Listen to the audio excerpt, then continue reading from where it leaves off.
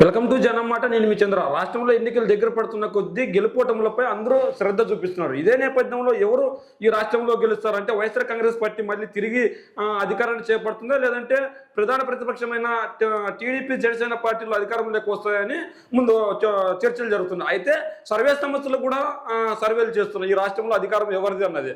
మరి అయితే సర్వే సంస్థలు మనం చర్చించుకుందాం. అయితే ఇదే నేపథ్యంలో వైఎస్ఆర్ కాంగ్రెస్ పార్టీ సింగిల్గా వెళ్తుంది, సిద్ధం సభలతో ప్రజల్లోకి దూసుకెళ్తుంది. అదేవిధంగా టీడీపీ జనసేన పొత్తుతో వెళ్తుంది, జెండా పేరుతో వెళ్తుంది. అయితే టీడీపీ జనసేన కూటమి గెలుస్తుందా, వైఎస్ఆర్ కాంగ్రెస్ పార్టీ గెలుస్తుందంటే జన్మట్ పోల్స్ అనే ఒక సర్వే సంస్థ ఒక సర్వే నిర్వహించింది. ఈ సర్వే సంస్థ గత నెలలో కూడా సర్వే నిర్వహించింది. ఈ సర్వే సంస్థ మన రాష్ట్రంలోనే కాదు, గతంలో తెలంగాణలో 2018 ఎన్నికల్లో కావచ్చు, లేదంటే మొన్న జరిగిన 2023 ఎన్నికల్లో కావచ్చు, తెలంగాణలో ఒక సర్వే చేసింది. ఆ సర్వే చేస్తే అక్కడ 2018 ఎన్నికల్లో బీజేపీ వస్తుందని చెప్పింది. అదేవిధంగా 2023 ఎన్నికల్లో కాంగ్రెస్ పార్టీ అధికారం చేపడుతుందని చెప్పింది. అదేవిధంగా కాంగ్రెస్ పార్టీ తెలంగాణలో ఉంటున్నా కర్ణాటకలో కూడా విజయం సాధిస్తుందని చెప్పింది. ఈ నేపథ్యంలో ఇప్పుడు దీని గురించి చర్చించుకుంటున్నారు. ఆంధ్రప్రదేశ్లో 175 అసెంబ్లీ నియోజకవర్గాలు ఉన్నాయి. 175 అసెంబ్లీ నియోజకవర్గాలు గాను వైఎస్ఆర్ కాంగ్రెస్ పార్టీ 116 నుంచి 118 సీట్లు కైవసం చేసుకునే అవకాశం ఉంది. టీడీపీ జనసేన పొత్తుతో వచ్చినా కూడా 53 నుంచి 55, అంటే 175 స్థానాలకు గాను వీళ్ళకు 175 స్థానాలకు గాను కేవలం 53 నుంచి లేదా 55 స్థానాలు వచ్చే అవకాశం ఉంది.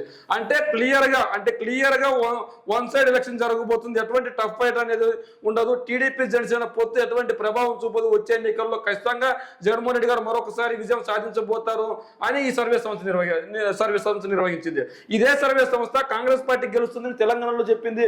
ఇదే సర్వే సంస్థ కాంగ్రెస్ పార్టీ గెలుస్తుందని కర్ణాటకలో గెలుస్తుందని చెప్పింది. ఇదే విధంగా 2018లో బీజేపీ పార్టీ గెలుస్తుందని చెప్పింది. అంటే ఇది విశ్వసనీయత ఉన్న సర్వే సంస్థ, నేషనల్ సర్వే సంస్థ.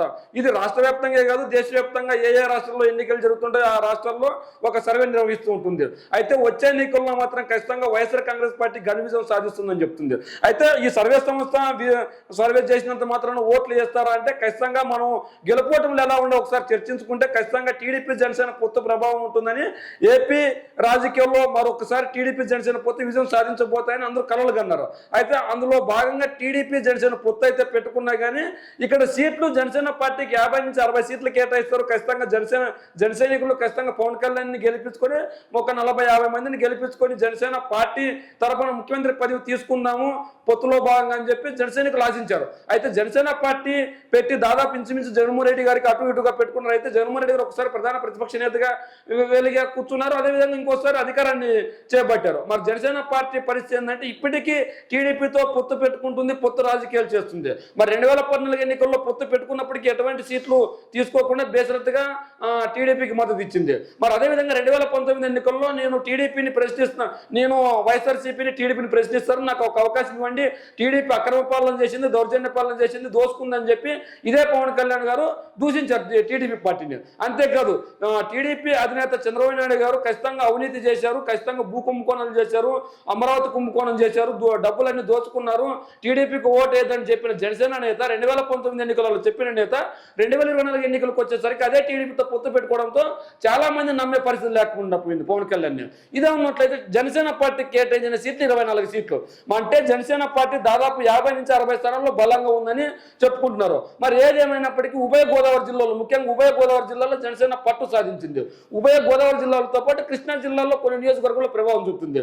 ఇంకో కొంత చోట కాపులు ప్రాధాన్యత ఉన్న చోట్ల కూడా జనసేన పార్టీ కొద్దిగా బలంగా ఉంది. మరి అటువంటిప్పుడు ఖచ్చితంగా 50 స్థానాలన్నా తీసుకున్నాడని చెప్పిన పవన్ కళ్యాణ్ గారు 24 స్థానాలే తీసుకునేసరికి ఖచ్చితంగా జనసేన పార్టీ పైన నమ్మకం లేదు. అంటే జనసైనికులు మళ్ళీ ఒకసారి గెలిపించినా కూడా పవన్ కళ్యాణ్ ముఖ్యమంత్రి గారు, చంద్రబాబు గారే ముఖ్యమంత్రి అవుతారనే నేపథ్యంలో ఖచ్చితంగా ఆ పొత్తును జనసైనికులు వ్యతిరేకిస్తున్నారు. టీడీపీ నాయకులు కూడా కొంతవరకు మాకు టికెట్లు ఆశించాం, ఆ టికెట్లు రాని నేపథ్యంలో ఖచ్చితంగా వాళ్ళు కూడా సహకరించే అవసరం లేదు. అంటే ఇక్కడ నాయకుల్లోనే లోపాలు ఉన్నాయి. మరి కార్యకర్తలు కావచ్చు, ప్రజా ఓటర్లు కావచ్చు, ఏపీ ఓటర్లు కావచ్చు, మరి ఎలా ఓట్లు బదలాయించుకుంటారో. అంటే ఈ నేపథ్యంలో జగన్మోహన్ రెడ్డి గారు ఖచ్చితంగా 2019 ఎన్నికలప్పుడు ఏవైతే ఎన్నికల మేనిఫెస్టోలో పెట్టాడో ఆ మేనిఫెస్టోలో పెట్టిన ప్రతి ఒక్క అంశాన్ని నెరవేర్చుకుంటూ వచ్చాడు, 1-2 మినహాయిస్తే.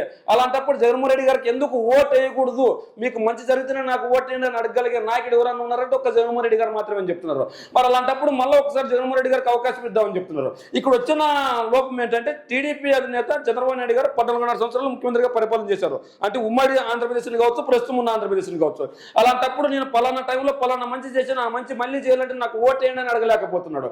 అదే జగన్మోహన్ రెడ్డి గారు పరిపాలించిన 5 సంవత్సరాలైనా నా మంచి నచ్చితేనే మీకు ఓటేయండి, మీకు మంచి లబ్ధి చేకూరుతుందంటేనే నాకు ఓటేయండి అని చెప్పిన నాయకుడు, వీరుడు, ధీరుడు, సూర్యుడు ఒక జగన్మోహన్ రెడ్డి గారు.